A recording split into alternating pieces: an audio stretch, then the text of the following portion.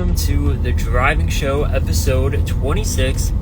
It is Monday, and I'm headed out to the gym a bit later than usual, so I think I will probably just have time to swim, and you know what? I'm okay with that, because like usual, man, if you've been watching this long enough, you could probably count up the times where I'm like, I don't feel like going, I don't want to go, I want to stay home, I want to probably sleep or get work done, I don't know, one of those things. It's hard because when you're doing your own small business, plus keeping up with the regular family, living, just being a human activities, it is hard to try to get everything in. And then Mondays, as you know, I go to the young adult group at my church. And so it's like a race to try to get the day through and get something productive done. But I'm coming out with an article and post tomorrow, so that's why I'm a little bit later, because I was writing that, and I'm going to schedule that out for tomorrow. Not as ahead of schedule as I would like, but it's very relevant, and I couldn't have written this ahead of time, because guess what? I made a mistake in the business. So annoying, but I usually spend a lot of time proofreading things, editing things before I set any system live that has multiple steps. I always test it out once, twice, 3 times, however many times until I get it running good. And I did that for this new resource that I released for my Punk Post friends. So I've been talking about that recently. Punk Post is coming to a close, and I'd heard from a friend in the company, and I was giving her some advice that there was a lot of other people who wanted to start their own businesses but didn't exactly know what to do. So I created a resource just for them to help them out. Got that all set up, had 10 people so far that have signed up for it, which is amazing and so very exciting. But I realized as they were signing up for it, all these people are new subscribers.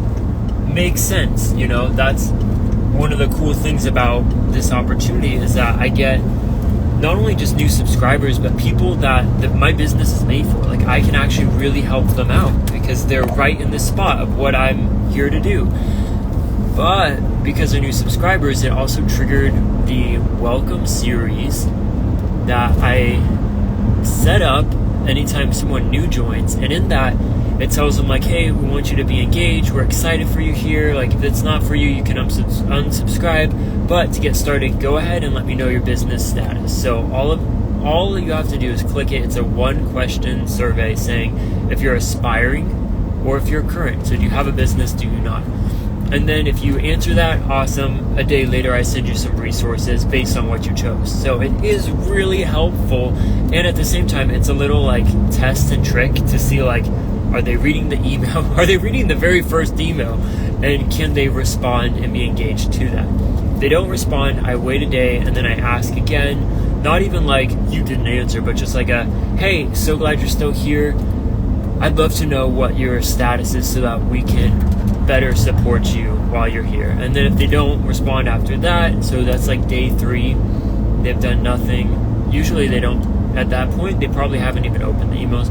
But then I say, ruh-roh, looks like you're not engaged, so it's not going to work out. You've been unsubscribed. But if you want to come back, click this button and you can be added back in. So when I saw that these new Punk Post friends were going through that too, I was first annoyed because I'm like, man, I didn't want them to go through that because they don't really need to go through that. I kind of set up in the automation my own way of kind of like welcoming them in.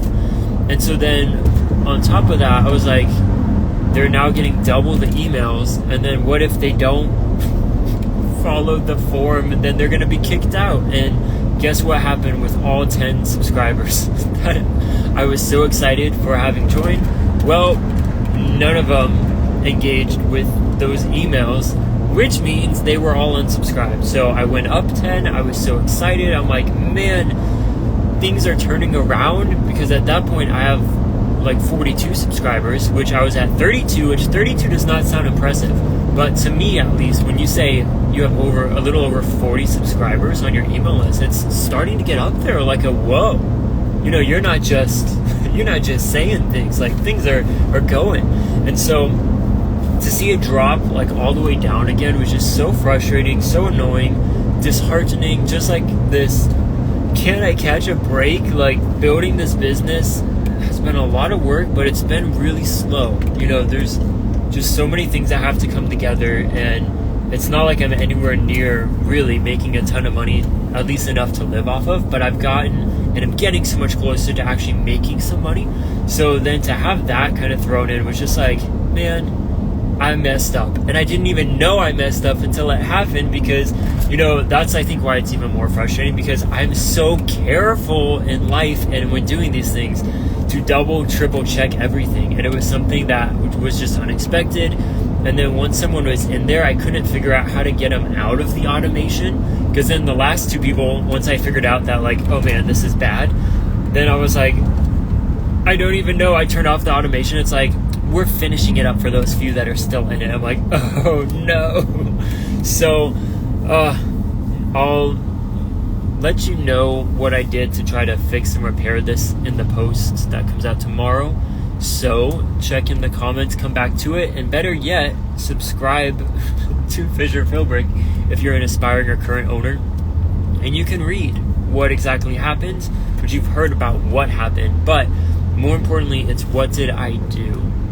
Because I think when you're coming to mistakes in life, you don't make as many as you get older, typically, because you've learned when you were younger. You learned from your parents, from your coworkers, your bosses, your managers, those in your life that are older than you. They can share a lot of mistakes with you that you can avoid. And at the same time, you've just done so many yourself that okay, I'm not going to do that again. But when it comes to your own small business, in which, guess what? You're not, you can be old in years, like I'm almost 30, but I can still be a brand new owner. In my case, I'm 3 years into it. So I say, like, you can be a new owner or new to a platform. And then guess what? Your rate of having and coming across mistakes, it's likely to jump back up. So whereas like in your normal life, say with relationships, choices you make, just whatever, you probably don't see a ton of mistakes and it's no big deal. But when you have your business, you're probably going to see some. And then that's where I think it's even more shocking and surprising, especially if you are like me, where you work hard to try to avoid those no matter what. But what I would say is all you can control when you come across mistakes, and that's really anything, like when something bad happens, so it can be taken in your personal life, in your business life, is you can only control your response to them. And then what can you do from there? What can you learn? What can you gain in knowledge and wisdom? And then how can you make it better so that it doesn't happen again? Because if you can do that, then you've learned something. You've gained something from that mistake. And then especially where I'm at in my business, as I do want to be helping other people who are starting and building their businesses, I now have more that I can share with them of here's what I did in this emailing platform that really kind of screwed things up.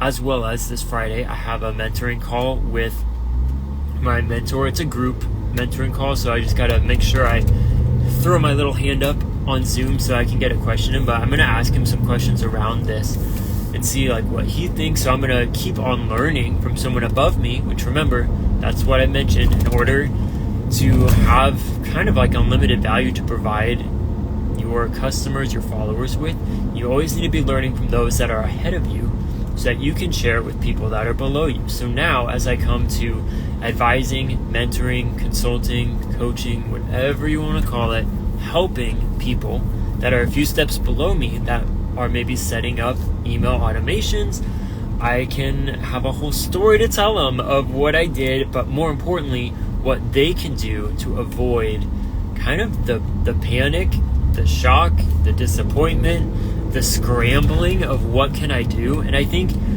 I've gone through so much in life where I'm pretty good at handling those situations where maybe other people would not. And I mentioned in the email too, like if I hadn't made the switch to like get in and fix things up, I would still be in a gloomy kind of depressed mood of like, I just ruined and wasted not all of last week, but it was a good 2 to 3 days, as well as a ton of excitement of, thinking I was building my business. Like, I ruined it.